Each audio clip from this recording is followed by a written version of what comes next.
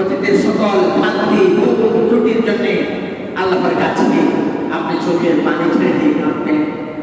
পিতা মাতার জন্য দোয়া করবেন, সন্তানের জন্য দোয়া করবেন, পরিবারের জন্য দোয়া করবেন, প্রতিবেশীর জন্য দোয়া করবেন, আত্মীয় স্বজনের জন্য দোয়া করবেন।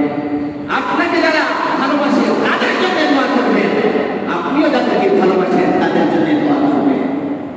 যাদেরকে আপনি পছন্দ করেন না, যাদেরকে আপনি ভালোবাসেন না, তাদের কুকর্মের কারণে, তাদের জুলুমের কারণে তাদের জন্য, তাদের হিদায়াতের জন্য দোয়া করবেন। বুঝতে পেরেছেন? কার জন্য দোয়া করবেন? আপনাকে যারা ভালোবাসে তাদের জন্য দোয়া করবেন, আপনি যাদেরকে ভালোবাসেন তাদের জন্যও দোয়া করবেন। তাইলে দাঁড়ায়, আমি যাদেরকে পছন্দ করি না, ভালোবাসি না, তাদের জন্য কি দোয়া করব না? আপনার এত কার্পণ্য প্রদর্শন করা আপনার জন্য উচিত নয়। আপনি যাদেরকে ভালোবাসেন না, তাদের কুকর্মের কারণে, তাদের জুলুমের কারণে আপনি তাদের হেদায়েতের জন্য দোয়া করেন যে বাবু তুমি তাদেরকে হেদায়েত দাও। তাদের জুলুমে সমাজ, রাষ্ট্র, প্রতিবেশী বিভিন্ন মানুষ নির্যাতিত, নিষ্পেষিত হয়, তাদেরকে তুমি হেদায়েত দাও, তাদের জন্য দোয়া করবে। সর্বোপরি সব ধরনের মানুষের জন্য দোয়া করবে।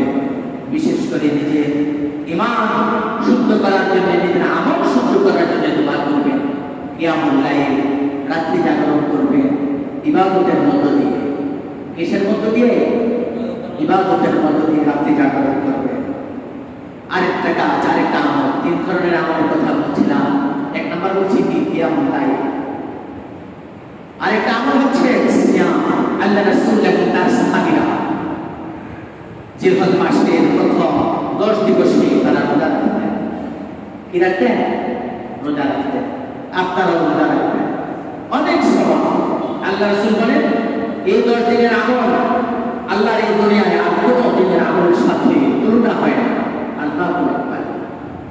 এই জন্য চেষ্টা করবেন, রোজা রাখার চেষ্টা করবেন। মা বলবে বাসায় গিয়ে শোনাবেন যে রোজা রাখুন। এখন রোজা ইবাদতের মৌসুম। কিসের মৌসুম? ইবাদতের মৌসুম। এই জন্য রোজা রাখতে হবে। রোজা রাখলে কি লাভ, এটা আমরা রমজানে আলোচনা করেছি, আমি কথা বাড়াবো না। এক নম্বর লাভ, রোজা রাখলে নিজের ঈমান শুদ্ধ হয়, শরীরটাও শুদ্ধ হয়, পবিত্র হয়। নিজের ঈমান শুদ্ধ হয়, নিজেকে সতর্ক রাখা যায়। দেখবেন একটা ষাঁড় গরুকে খাওয়াতে খাওয়াতে তাকে এত বেশি মোটা তাজা করা হয়, এত বেশি শক্তিশালী করা হয়, তখন এই ষাঁড় গরু কি করে? সে তখন ব্যাপরোয়া হয়ে যায়, তাকে আর কন্ট্রোল করা যায় না। মানুষ দেখলেও সে দৌড়ায়, গরু দেখলেও সে কি করে? হামলা দিয়ে দৌড়ানো শুরু করে। কি বলে? ষাঁড় গরু অত্যাচারে অন্যান্য গরু দেখে না, রাস্তায় বা আশেপাশে যেখানে ষাঁড় গরু থাকবে মানুষ আশপাশ দিয়ে যায়।